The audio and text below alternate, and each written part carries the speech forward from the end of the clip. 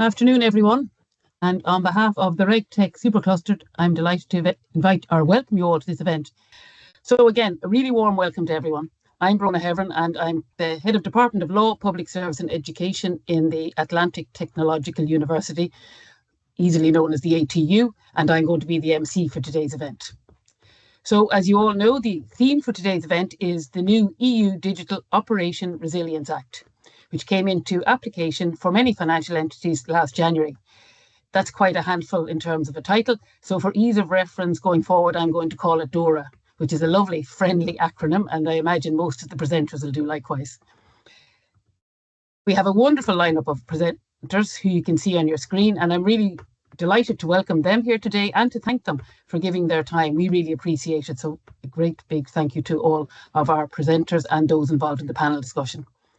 So in terms of format, we're going to begin with the presentation from Darren Connolly from the Central Bank of Ireland. And then we're going to have a discussion involving a panel of experts who you can see on your screen. We have Paula Kennedy Garcia, who's a global outsourcing expert and former CEO of Forward Emphasis here in the Northwest. It's great to see you. We have Luke Scanlon, who is head of fintech propositions for the international law firm Pinsent Masons LLP based in London. Again, another lawyer. Great to have you here, Luke. And lastly, we have somebody who's at the coalface. We've Mark Hughes, who's managing consultant at First Derivatives, where they're currently working on DORA implementation. So we'll come back to all of those in greater detail later, but just to give you a heads up. So we'll have the presentation by Darren followed by a discussion. And in that discussion, we'll try to digest and analyse much of what Darren says. In particular, the practical and real implications for everybody affected by DORA. So before we begin, I'm going to now hand you over to Anne-Marie Conlon, who is Head of Economic Development in Donegal County Council and a foundation member of our RegTech Supercluster. So Anne-Marie is going to begin by giving you an overview of it on behalf of all the partners. So thank you very much, Anne-Marie. I'll hand it over to you. Thank you. Thanks very much, Brona. Again, just for a few minutes, I just wanted to tell the audience a little bit about the RegTech Supercluster, and I'm delighted to be here today speaking on behalf of the Supercluster and on behalf of our partners and our other partners as part of this initiative, along with Donegal County Council, our Derry City and Strabane District Council, Ulster University, Atlantic Technological University, also known as the ATU, Catalyst and Alpha Innovation. So, and our aim in terms of the Supercluster, our aim is to bring together industry, regulators, academia, and the public sector, working across sectors and working across borders to become the world's first multi-sector RegTech Supercluster. Our feasibility assessment, which was supported by the Shared Island, demonstrated a compelling case for establishing a supercluster here. And that's really around given our unique location, which straddles the EU and UK border, and the cross-jurisdictional talent pool that we currently have in this region. Our partners are now working towards securing additional funding to realise the full ambition of this project. And to date, we've been quite busy and we've done quite a lot of work. We've hosted a national conference, we've hosted hackathons, and we've hosted other events. And we're currently scoping out an innovation challenge in partnership with the City of London, as well as looking at a similar challenge in the medtech space. And this today is the first of a number of series. It's a new series of webinars that we're planning to host over the coming period. And it's really around raising awareness and exploring key issues around the whole area of regulation and innovation. And for details on future events, I would like to invite you all to follow us on LinkedIn or sign up for notifications on our website, which is www.regtechsupercluster.com. And we're also really keen to hear your own ideas in terms of themes. I think just as Brona mentioned there, themes or ideas for future seminars and future events, and maybe focusing on maybe particular pain points or particular issues that you're finding in terms of your own space and how those could be explored through a forum such as the RegTech Supercluster. So I'm going to leave it at that, and I hope you enjoy the webinar, and I'm certainly looking forward to hearing more from Darren and the Central Bank of Ireland, and indeed all our industry panels. So good luck with the webinar, and I look forward to hearing more on it. Thanks very much, folks. Cheers, Anne-Marie, and thank you very much for a clear and comprehensive outline of what the RegTech Supercluster involves and its importance. And as Anne-Marie had said, we'd be very happy to have more people involved in it. So if you're interested, there's the LinkedIn page and the website. Please feel free to make contact. But you're not here to hear all about that. You're much more importantly, we want to hear about the focus of the webinar, the Digital Operation Resilience Act, or DORA. So I'm very happy to welcome Darren Connolly, Senior Policy Specialist at the Central Bank of Ireland, to make his presentation. The last few days have been a really resonant reminder of the necessity for stability in all of our systems. And this is particularly true for our financial systems, where the central bank is tasked with protecting. And the focus of this piece of legislation is to ensure greater stability and resilience. And I'm not the expert, but I can see from the outside that this is a really important piece of legislation. Darren is a particularly, I suppose, useful exponent to have in relation to this legislation because he's been involved in the development of the European DORA regulations and contributed as a member of the Joint European Supervising Authorities Working Group who developed the technical standards relating to ICT risk management and incident management and reporting. But he's not just part of the regulatory side, and I think that gives greater depth to what he's about to say. He's a great breadth of experience prior to his role in the central bank, working as a senior IT risk and inspection specialist, a bit hard to say that, and over the past 20 years has worked in various areas of IT services, including software programming, infrastructure and network engineering, program management, audit and service delivery at global IT outsourcing providers, primarily with clients in the Ireland and the UK. And it's lovely to see that depth of experience moving to the regulator side, and you hope that that will be reflected in the nature of the regulations we get, very real and applicable. So without further words from me, can I extend a very warm welcome to Darren and hand all over to you if you now would like to share your presentation, Darren, and begin. Thank you very much, Brona. Fabulous introduction there. And to Anne-Marie for the lovely opening as well in the background. Could you just confirm you can see my screen okay there before I proceed? Yes, it's coming up very clear. Thanks, Darren. Great, excellent, thank you. Again, thank you to you, the panelists, the Northwest Supercluster as well for inviting me along, and indeed to everybody who's attending today. Obviously, I've been deeply involved with some of the developments of the DORA regulations over the last few years, and I do see its importance, and I'm quite keen to see it land successfully.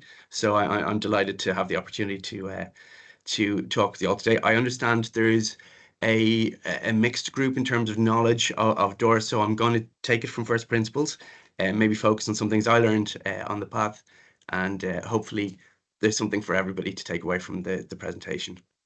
So without further ado, the first question is why does DORA exist, the Digital Operation Resilience Act? Well, there's nobody in the room who would argue that technology continues to advance at a stunning pace.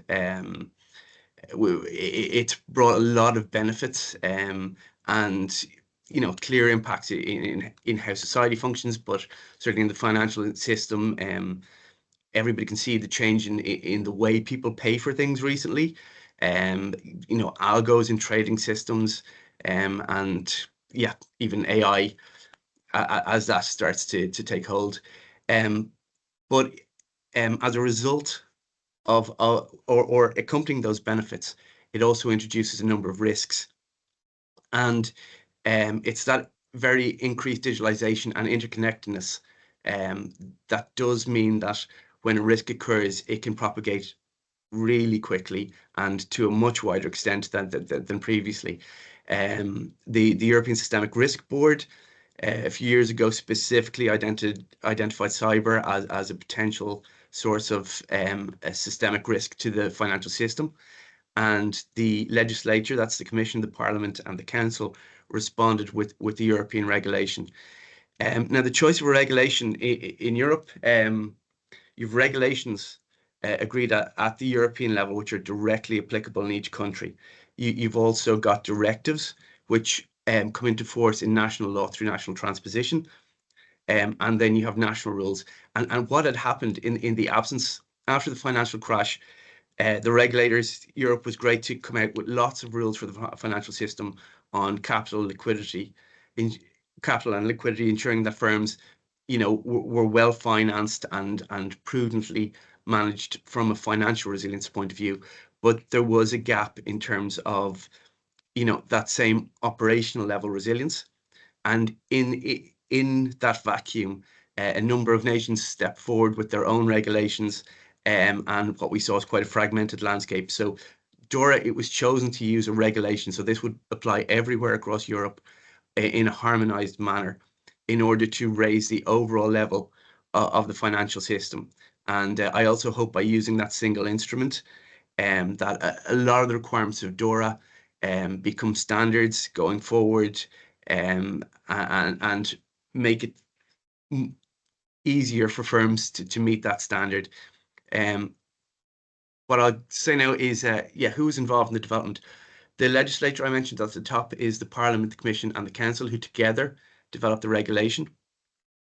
But once the regulation was developed, it actually came into force in January 2023. It was published in December 2022 and came into force shortly after that. But there was a 2-year gap before it came into application for financial entities in scope. The reason for that 2-year gap was that there were a number of technical standards, regulatory technical standards and implementing technical standards which were needed. Those are known as delegated regulations because the legislature delegate them to the Commission to adopt, and they were actually developed by the 3 European supervisory authorities, who are the Banking Authority, the European Banking Authority, the Insurance and Occupational Pensions Authority, and the Security Markets Authority, which are there in the second bubble. So they, through their joint committee and supported by about 40 competent authorities, that's financial authorities from the different member states. And bear in mind, in the Republic, we have an integrated regulator here where we do central banking, where we cover, banking, credit institutions, payments, markets, and insurance, all under the one authority. In other countries, they're often separate authorities, so it was quite a large group of people involved to negotiate these. ENISA, which are the European Cybersecurity Authority, the Systemic Risk Board I mentioned, and the Single Resolution Board, and of course the European Central Bank, who also do the direct supervision of the significant institutions, the largest banks in Europe. So what does it involve? There's a regulation, there's an amending directive. That amending directive, it's quite straightforward. There's only 9 articles in it, and what that does, it amends existing financial sector regulations to make sure they align with DORA.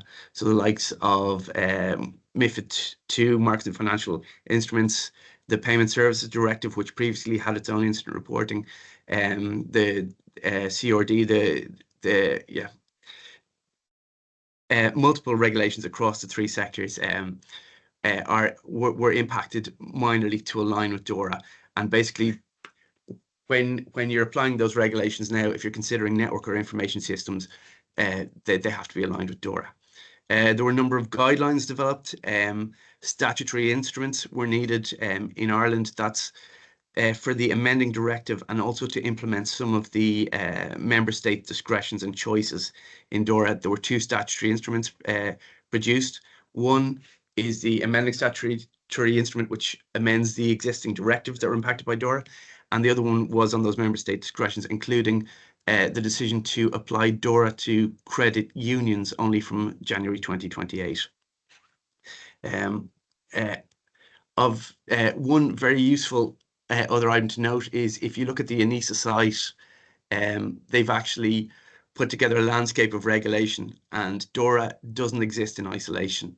The European Union has been tackling this on many fronts, and I just found that was an excellent graphic readily available on the ENISA site to see how this fits together. One regulation of note there is NIS 2, which is the Network and Information Security Directive, and that sets requirements on cybersecurity for those entities that are important or essential to the functioning of the states, energy, water, etc. But specifically, the way the legislation was designed is DORA acts as lex specialis for NIS 2.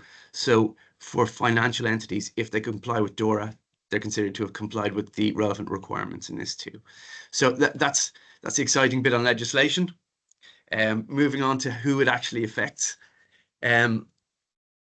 Basically, all the small bubbles there are types of financial entity identified as by DORA as being in scope.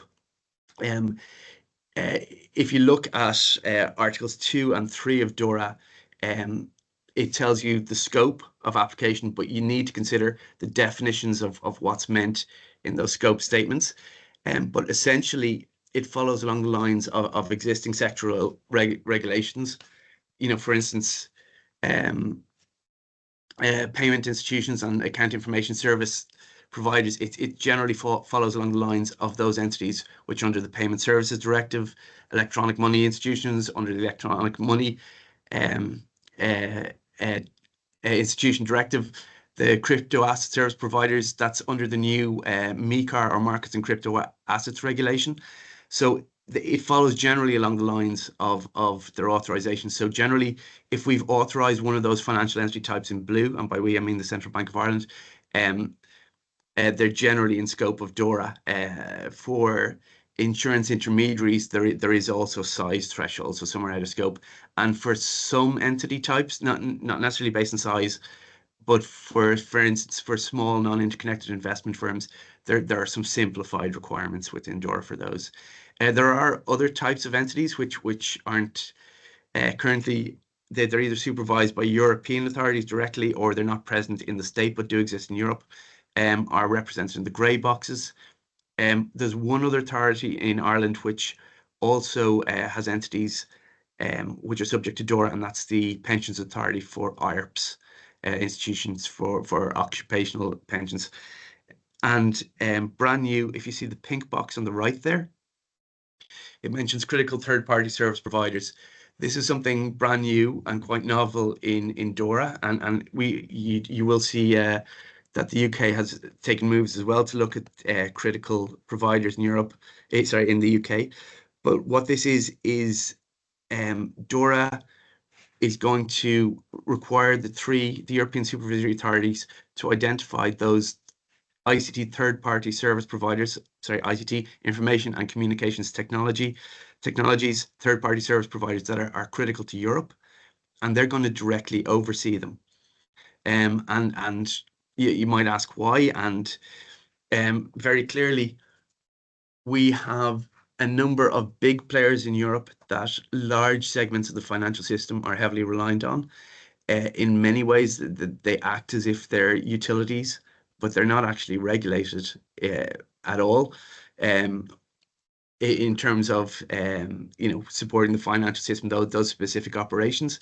So the intention here is to get insight into the risks and the measures they're taking within their systems, so that financial entities can make appropriate decisions on their use and understand the risks that are involved in using them. So that is very novel, very new.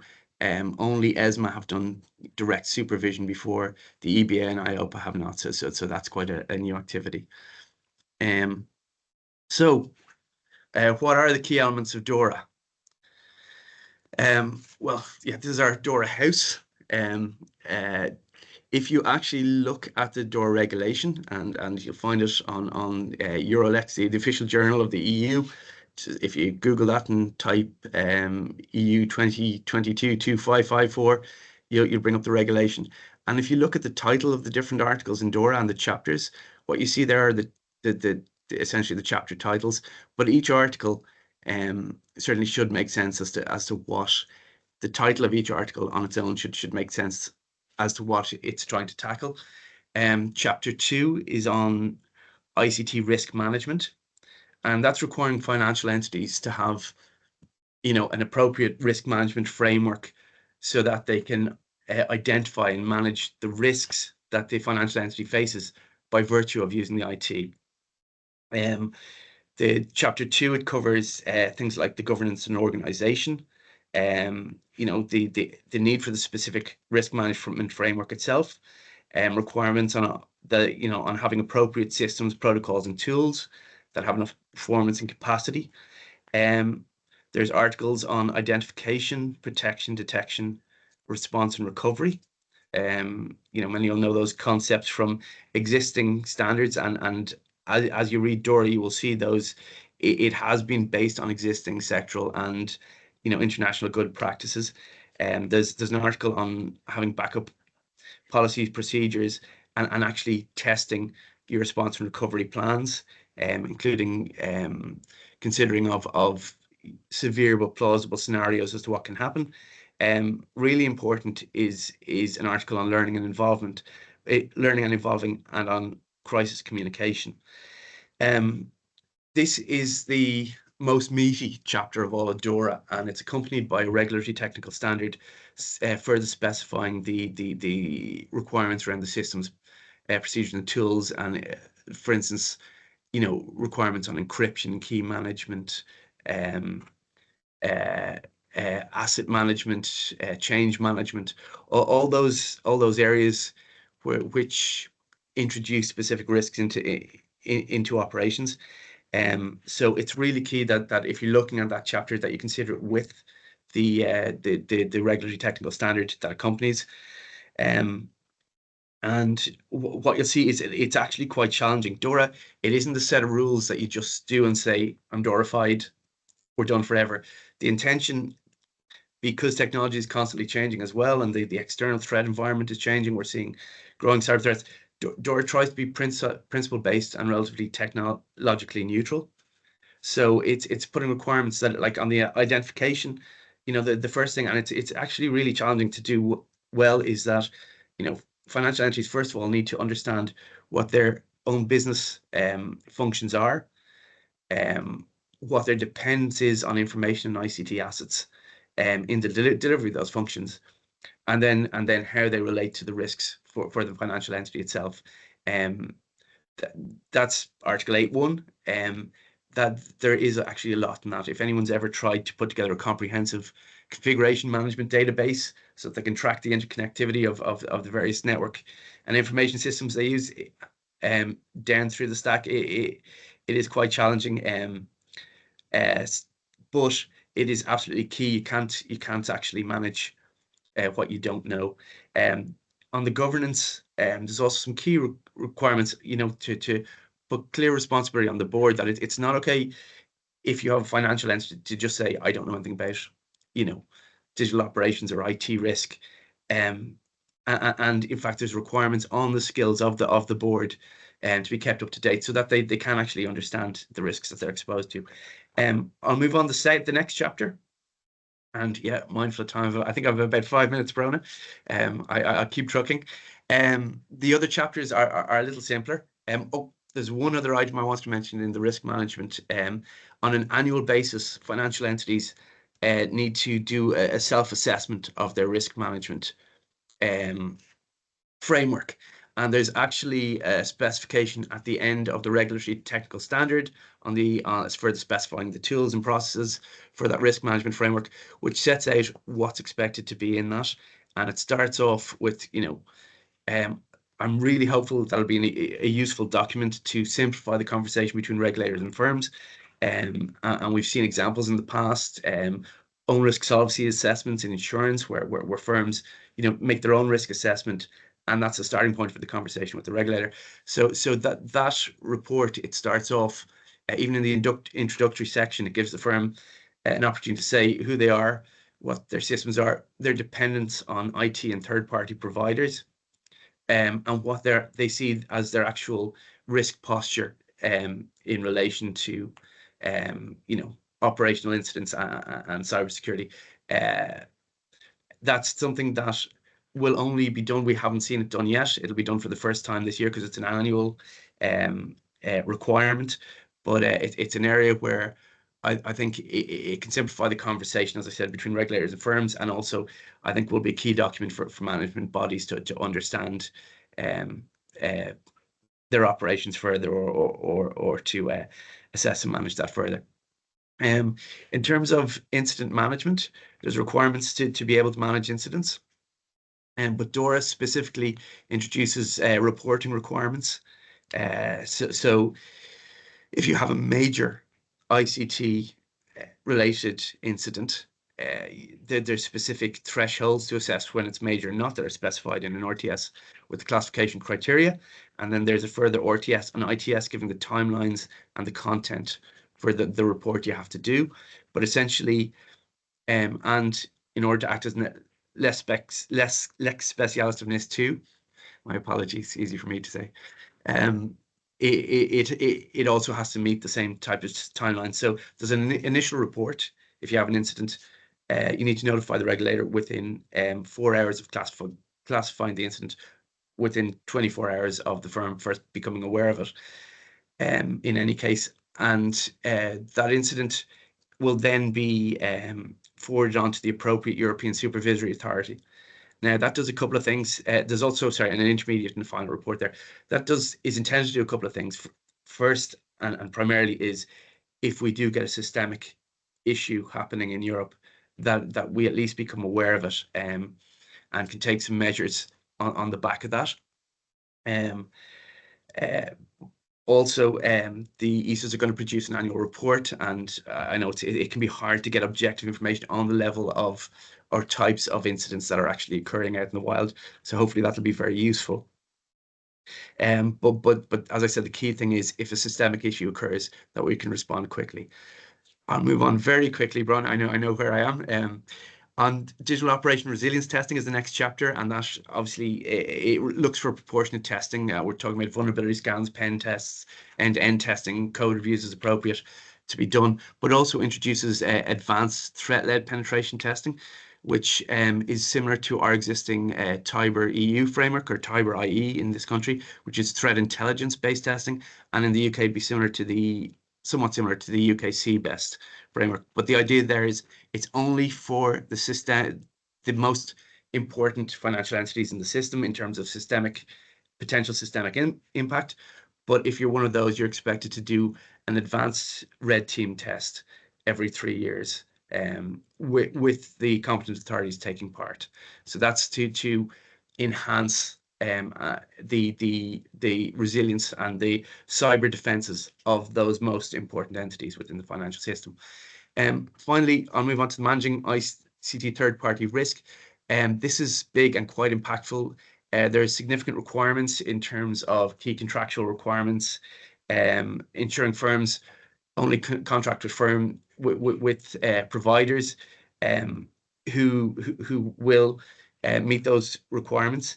They need a strategy on a third-party risk strategy as well. And I think as DORA has gone live, this now requires financial entities to look. It's not enough to contract with an IT provider who just says, I'll give you this service, but don't ask me about it. You need to know where your data is going, who's processing it, who's accessing it, who their subcontractors are as well. So there's actually been quite a lot of work, I believe, generated in getting those contracts to a level where they can, that can be ensured. And in fact, in order to set up the oversight framework, the ESAs have required us to collect a copy of the registers of the ICT third-party providers for all the financial entities, so that they can identify who the critical third parties are and set up their oversight framework. There's also one short chapter about cyber threat intelligence sharing and information sharing. I shall move on nearly there, Rona. So just as to where we are, obviously you had the regulation development first. We then have had 2 years of preparing the additional technical standards and for financial entities to prepare themselves. We're now at that point in April 2025, where DORA has come into application since 17th of January. Right now, we're performing the very first collection of the registers of all those ICT third-party providers that financial entities rely on, which hopefully will be very useful in identifying things like concentration risks in the system. And indeed those critical third-party providers. The first round of the advanced threat-led penetration testing I mentioned will start later in the year once that technical standard is finalised, and once the ESAs have the information from those registers, the critical third parties for Europe will be designated and the oversight will start. Lastly, and I am just at the end, but my apologies, I have run over. I did want to note that in February, the Central Bank of Ireland published its regulatory and supervisory outlook report, And if you look at that, you'll very clearly see that we see operational risks and resilience as being severe with an outlook as increasing.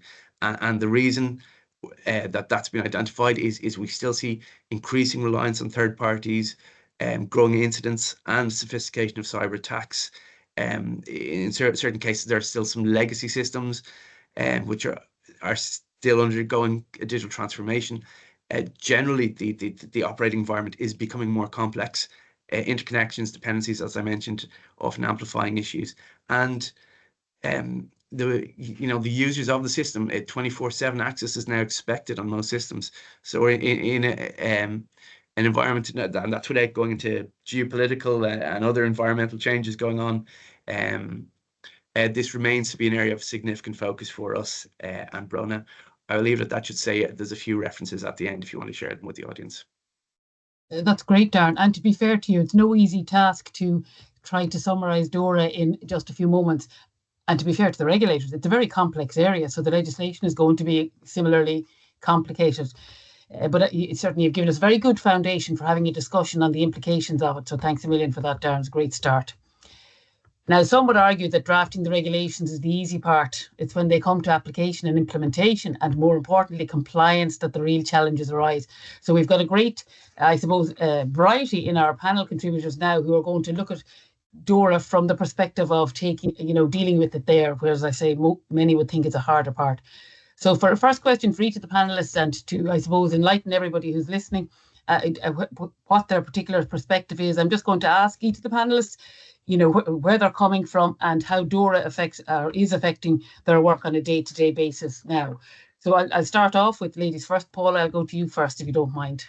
Sure. I guess, so I come from global BPO, business process outsourcing. So I guess, to Darren's point, I'm bringing that day-to-day perspective of the ICT as a third and fourth party risk. So an outsourcer in itself will be that third party, but actually it can have a ripple effect on through to fourth, fifth party risk, depending on how sophisticated systems and technical solutions that you're offering out to your clients can be. So, from our perspective, whether that's an incredibly large organization or a small organization, there will be a level of solution that is in there for every organization that they service, and they need to ensure that the accountability around the stability and the reportability of all of that is in place. No, a very onerous undertaking. I mean, even to think about it sounds onerous. So to actually, to put all those processes and records in place sounds really onerous.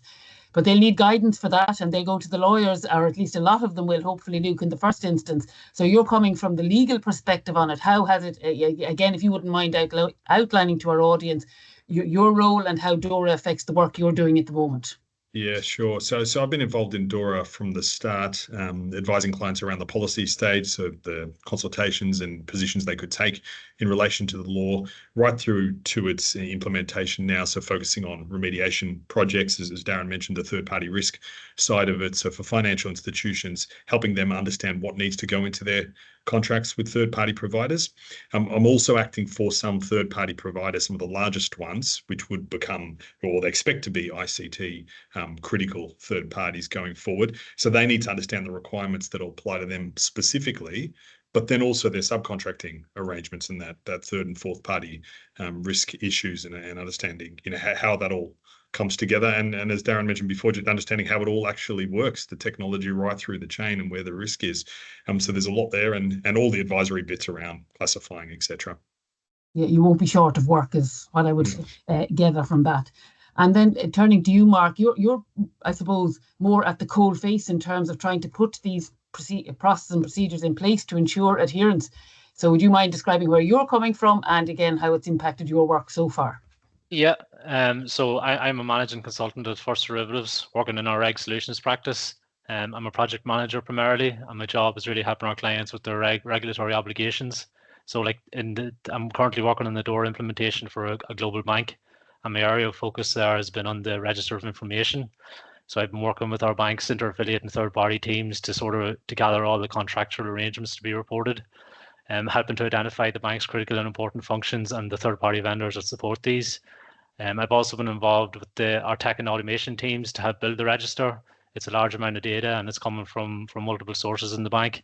So I've been involved in drafting requirements, getting approvals and decisions from the business, bringing the register to our board members and senior management for sign-off, And recently, a lot of my work has actually been on the testing and validation of the register ahead of the submission this month. So I've been doing a lot of validation on the ECB Casper portal of the register ahead of submission. So.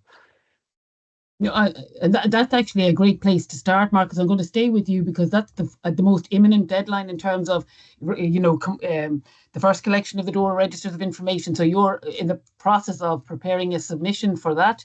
So I suppose, in a very practical level, how have you found the operation of the Act in terms of what you have been required to do and how, well, I won't say the word easy, but has it been easy to achieve, to put this register together, or what kind of an undertaking has it presented? It's been challenging. Like the DORA, it's a large the bank systems they're very complex in nature, very interconnected and complex sources of data. It's complex mesh of systems, and the regulation itself, it's a large piece of literature. Combining this with updates to the technical standards along the way, it has been a challenge to get in motion. So ahead of the submission this month. No, fair, and I would imagine that that's what it will present to most businesses. Like, they will be not frightened by it, but they'll certainly be, realizing the necessity, I would think, Luke, to be coming to the lawyers. I don't know if they have been, but this move from guidelines to regulation, is scary for a lot of businesses, because guidelines are all very well and most will try to adhere to them. But once it's a regulation, there's no choice about it. How have the practicalities changed for you since January, when this has come into effect? Yeah, so it's been interesting. If we look back on the last few years, and as you mentioned, guidelines, but the EBA outsourcing guidelines were very strong expectations. So most of our clients would put those in place, but they had a 2-year window after the guidelines were available to put them in place. About a year ago, we expected most clients to be moving. The concern was, though, some of those regulatory technical standards weren't finalised, particularly the ones around subcontracting, hadn't been finalised until after the January deadline this year. So that's meant that, some have done work. Some thought, do we go DORA 1 and DORA 2, make some changes, make a second lot of changes? But of course, that's cost in itself and effort. Some have waited. So there's been different approaches taken across the sector. We're starting to see that come to an end because, it's reasonably clear what all the requirements are now. So there is a lot of movement and push at the moment, but we're still in the midst of it, I would say. Most are thinking about prioritization. So what's critical, do that first, then think about what else needs to be done, expecting that the regulators will also take that approach. And I'll come back to you, Darren, in a second to see how you feel about that approach. But I think you're right. I think deadlines force the mind, and that those are the things that they're going to have to adhere to in the first instance. But I think one of the, I suppose, most pressing concerns is that whole chain of contractors. And Paula, would you have an oversight of that in terms of a lot of that would be it arises because of the tendency to outsource? So, how has DORA impacted all of those connections and transactions? I think so. I think, Darren, you touched on it. Outsourcing the services that support your business is increasing for many reasons, cost-driven, efficiency-driven, just getting that group of people who can be closest to the most emerging tech that's coming. So that's going to be something that continues to increase. And that increasing sophistication and solution is where the real trouble comes. So I'm not surprised to hear what Mark and Luke both say in terms of being, a challenge in getting that first data gathering together. But I guess they're also taking it from the perspective of dealing directly, primarily with those financial institutions. If I come into the back end from what that means as a third party in the mix, listen, the practical impact is primarily resource related when it comes further down the stream. The new regulation, everybody is learning and getting ready to be compliant at the same time. And as we know, when those deadlines do start to loom, then that same time surge in demand for regulator returns and later down the line for audit ready data, puts pressure. It'll put a strain on any organization.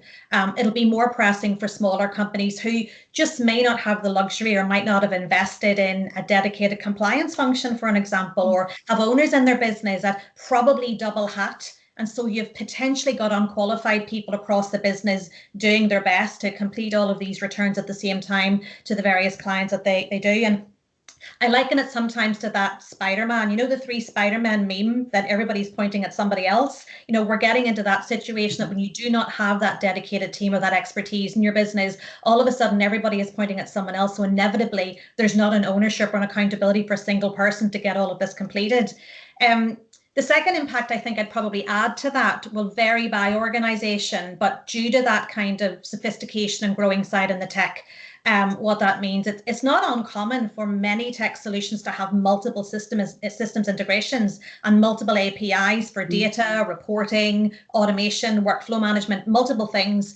So depending, really on who owns those contractual relationships will also determine who is accountable in DORA for that very resilience and risk management that they're trying to report against. And so that may be the financial institution having a relationship with a business process outsourcer, but that BPO then actually may have very high levels of accountability for someone who's running their CCAT solution or their data management and so on and so forth. So it gets really, really complex. Yeah, I think you're nearly giving me a headache listening to you, and I think of all of the things that are intertwining there. But one of the key things that's coming across to me is the whole cost of compliance. And I don't mean in terms of, like, obviously it's going to cost money, but it's also going to the expertise. And I'm going to come back to you, Luke, on this one. Do you think the relevant expertise is that, like, they're going to need serious guidance to minimize the financial cost? Do you think that the legal sector is prepared to give the necessary guidance to all? And as you say, particularly from small firms, the bigger firms might have it in-house and are, historically better maybe. What about the smaller businesses who come within DORA's remit? Yeah, I think that's a good question. Is the legal sector? I'd say we're ready. I don't know about the rest of the legal sector. Is for smaller businesses, are there sufficient resources there? Well, it depends on the approach you want to take. So there certainly is an approach you can take towards standardization and thinking about what you need to have in place before getting into some of the deeper, more difficult areas, which probably is more the realm of the larger systemic banks, etc. When they are providing regulated financial services to each other that have elements of technology to it, that's a major issue. That's something pretty deep. So they need deep expertise in relation to that. So of course they need external providers who can do that.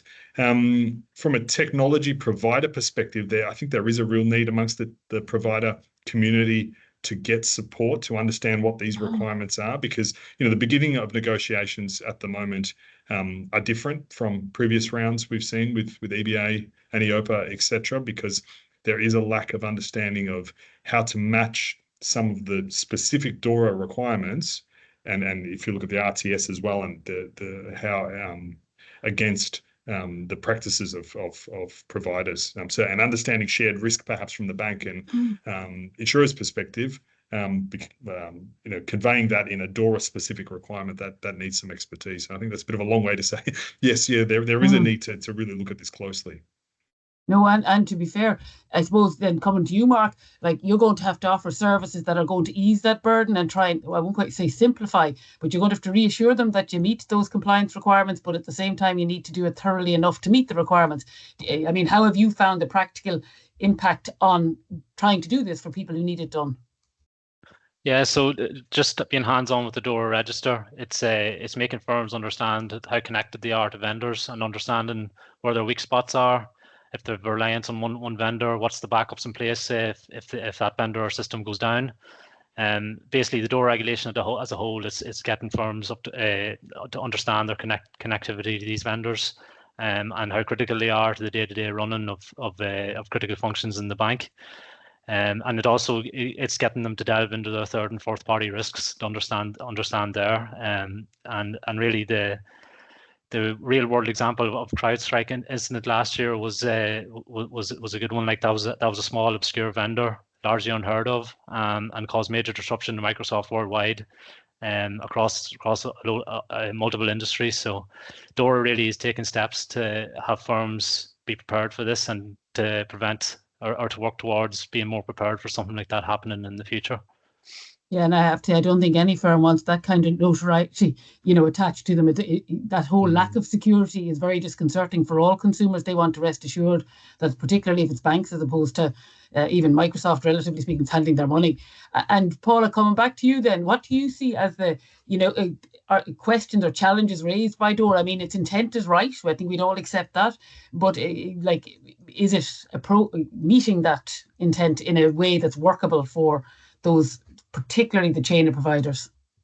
Listen, I think, when everybody shudders when we rehear again, Mark, CrowdStrike and Microsoft of July, we all think, oh, sure, we're filling in the paperwork. It's all good. We've got solid contracts with people. It's never going to happen. It's always okay until it's not okay. And that one absolutely rumbled right across the world at a massive scale.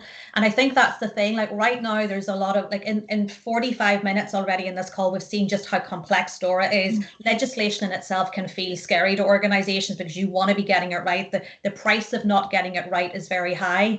But right now it's quite admin heavy. It's for organizations coming together and do a lot of administrative activity and sending these returns back. And that in itself leaves a risk. So it's just remembering that the work does not stop there. Completing the forms, whether it's a register of information, be very careful that we don't start just paying lip service to legislation and completing the admin side, and really start to think about your business, about what does it mean to have audit ready returns, regardless of your current obligations under DORA, even if you're small, where you're not necessarily having to complete that register of information. But I would encourage organizations to really implement governance and review proactively with their service providers and ensure that that kind of resilience is monitored and is not that checkbox exercise. And training, that single point of contact is important, but this is a systemic change in what resilience and security is in organizations. So it's important that DORA training and awareness is right across the business, and that leaders of all levels and people, anyone who's really customer facing, has this culture whereby they feel safe to report if they see an issue, and all of those other things that can happen. So it's not just a functional thing, it's a business-wide responsibility. That's a really good point, actually, because a lot of people, if they are compliant with the legislation, think they have the box ticked. In other words, they're technically compliant, but they're not actually in the spirit of the legislation and making sure that they've actually, thought through the how they have responded and achieved compliance. So I really like that point as a lawyer, as in it's nice to tick the box, but that's not enough. Luke, in terms of challenges you see in the legislation itself, and you mentioned whether there might be a DORA 2, or I don't know if you or Paul actually, but our Darren is probably quivering as he heard that, it being difficult enough to get DORA 1 off the line. What do you see as the challenges or questions that were raised by DORA that need to be addressed to make it achievable? Yeah, I think all of us would have seen in the beginning it has been around classifying. I think Mark mentioned earlier, it's the help around what's a critical or important function and what services from third parties are provided for that. In the past, we're all familiar with outsourcing, but this extends beyond outsourcing. So also, the definition of services within scope of DORA is ICT services, so all digital and data services that are ongoing. So a lot of discussions around what is in scope, what's out of scope, and then understanding when should the more stringent controls for critical or important functions be provided to some of those what otherwise are not thought of as outsourcing providers. So data providers, they're very critical, but they're not outsourcing providers. What should be the controls applied to them? So a lot of discussion around that, or advice needed around that. And right down the supply chain, as we've also talked about. So the DORA itself doesn't, the level 1 text doesn't define an ICT subcontractor. So what is an ICT subcontractor? Those that effectively underpin the service. So there's a discussion about that. How, what do you do about those that don't effectively underpin the service? What controls have to be put in place? Some extensions around audit and access rights, not too much, but some extensions there. Take copies when on site, that can be an issue for some. And then this training requirement that Paula asked for. So that's something new, particularly in a non-critical environment. Need to ensure that suppliers engage in training. And what Darren mentioned earlier, the threat-led penetration testing regime in specific contexts as well. So how practically, again, how is that going to work? How are you going to get your suppliers involved? So a range of issues there. I could go on. There's many. No, that's probably plenty for them to be going on with. But one key one, I think, as a starting point, is you say the potential lack of clarity about who's within its scope. Because to be fair to everybody, they need to know whether they're bound by it or not. So I am going to come back to you on that, Darren. The lack of definition, or the lack of definition for everything, as Luke has mentioned, is that something that you're likely to address? Sorry, everything's a little bit broad there for me. Fair enough. Would you like me to answer the questions or answer that question specifically first? I'm sorry, taking notes. Oh yeah, no, that's fair enough. Well, sure. Maybe start with that question and then do the And go get back back and to, that's all for right, you to take okay. notes. Okay. Okay, on the timing, which was Luke's first point, he's exactly right. But the fact is the legislature did not envisage a transition period. So according to the law, DORA came into application 17th of January, and admittedly there were a couple of regulatory products still to be adopted and published. And the main two outstanding still, although I think, as you said, it's fairly clear what they'll be, is on the subcontracting and the threat penetration testing. However, we did an industry event last November. It's recorded. I'd commend you to have a look at that, especially a speech by Jerry Cross, who's one of the directors here at the Central Bank, where he talked. As I said, the supervisory authorities are required to enforce the law, but he did talk to the concept of, an initial compliance and then a deepening compliance over time. And this, even though there isn't a transition period in the legal application, to me, one of the most important bits in DORA is the learning and evolving. And over time, norms, I hope, will develop that will make all of this very easy. The first time doing all these things is very hard. But as I said, I hope over time that the intended outcomes of DORA, which is that we have a safer financial system, are actually achieved. To the next point from Paula on the expertise, you're exactly correct in terms of there are going to be pinch points with expertise. We're highly aware that from our own experience on the Cyber IE framework, for instance, the number of red team testers that are at the skill level that you need to do an effective threat penetration test are very, very limited. And again, Norm, over time, I would hope that, and in general, cybersecurity expertise, is in high demand, as are all IT skills, and indeed other areas of the business. But as these become norms, I think two things happen. It will be seen as a skill set people will want to develop into, but also certain things will get easier, hopefully. Which leads also onto your point on who's accountable. One of the areas where DORA is really trying to push the envelope, in my opinion, is on the third party relationships. If you think of, if you're dealing with the telecoms provider, getting a phone line in your house, I know nobody does that anymore, but you didn't have a lot of say on the contractual agreement. And some of these things, especially for small players, are very hard to achieve. But the intention here is that if everybody requires it, then the providers have to respond. We did actually see this happening. Luke, you mentioned the previous EBA outsourcing guidelines, and what we saw there was initial really strong resistance to the very idea of right to audit, but eventually realizing that that is the way things are going to go. I think there was generally agreement with it, but then a request to be audited in a pooled fashion and not have, if I'm a big provider, I don't want a different firm coming and auditing me every day of the week. Do it as a pool, and I'm hoping to see more, say, publication of the subcontracting chains, readily to the people you're providing services to. And the IT industry, in fairness, has been quite opaque. The systems are complex.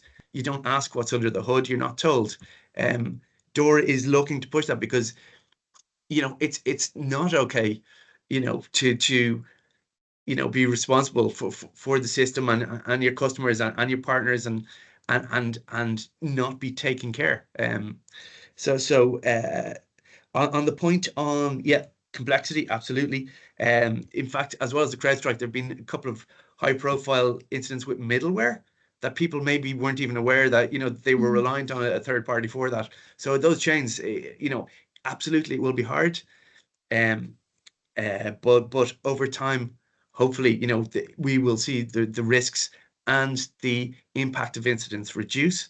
And when things go wrong, that firms will already know that they have a substitute provider over here that they can move to quickly, and have what they need to do that. as an example of a type of situation. In terms of small businesses, great point, which is DORA, it has proportionality built into it. Yeah. If you're a big, huge bank, you have to do all of DORA in all its complexity. Everybody else, it's subject to proportionality, nature, scale, complexity, and in some of the technical standards, they even talk about elements of increased or reduced risk, that can be present. And what does that mean in practice? I don't know. Over time, we'll see what good looks like. But it's up to, right now, it's up to individual firms to look at that, see their operations, see what the risks are, and ensure they're responding proportionately in line with DORA. So certainly on the risk management framework, that chapter, a lot of proportionality in there, but it'll take time for us to have, a common sense of what's good enough.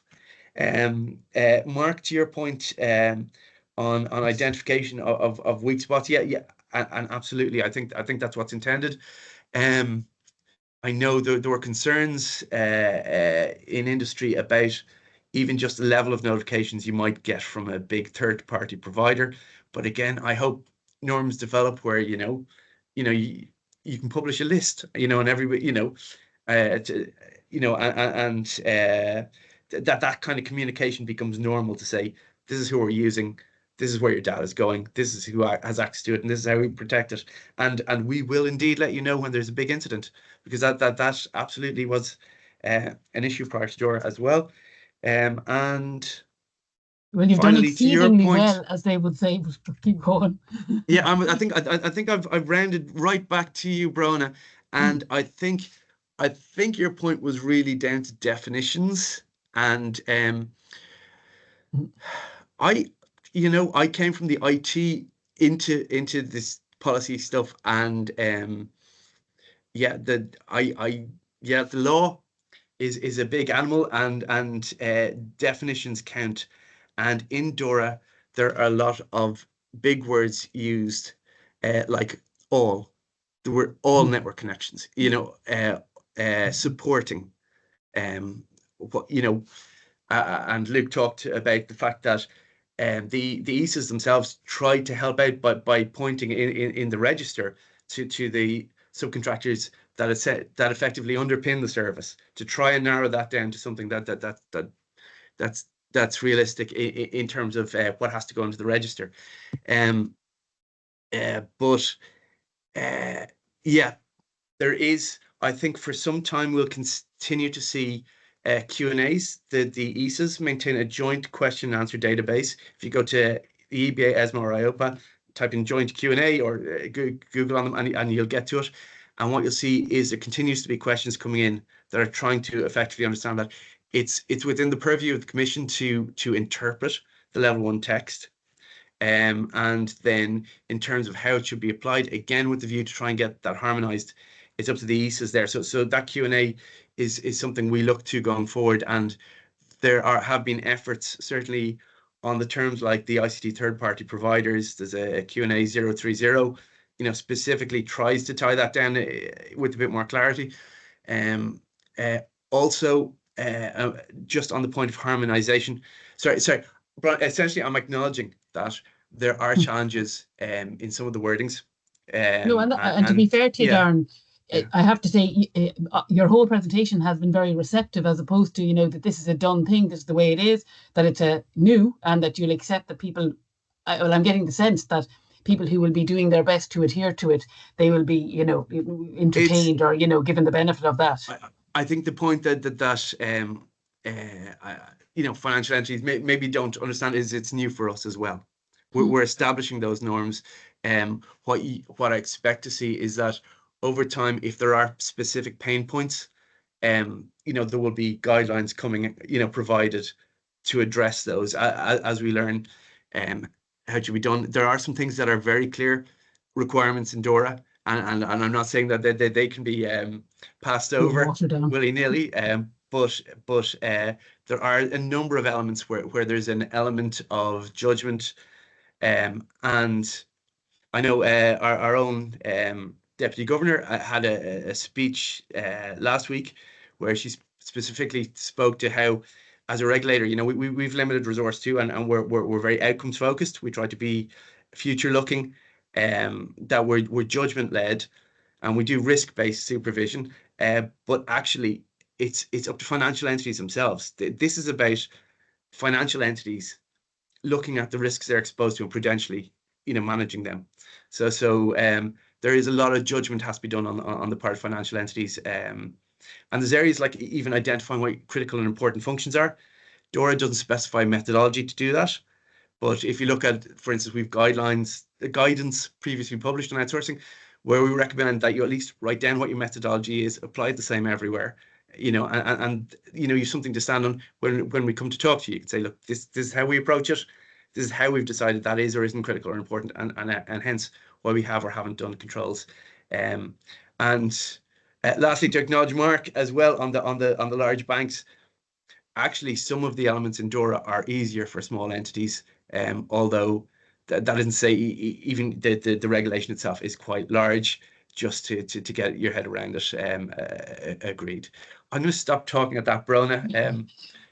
Well, you've done very well, and to be fair, I think you made a salutary reminder at the end that legislation tends to set the minimum standards for people to protect themselves. So it's actually in everybody's interest to have all these systems in place, and they're only, I suppose, made obligatory to protect consumers or people in the end line who don't have those protections.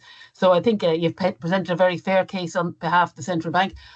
It's not necessarily any less daunting for those who are going to be striving to comply with it, but at least that kind of open door policy is also refreshing to hear that people, if they have concerns, can, as you say, go to the Q&A or make representations to see about things being changed.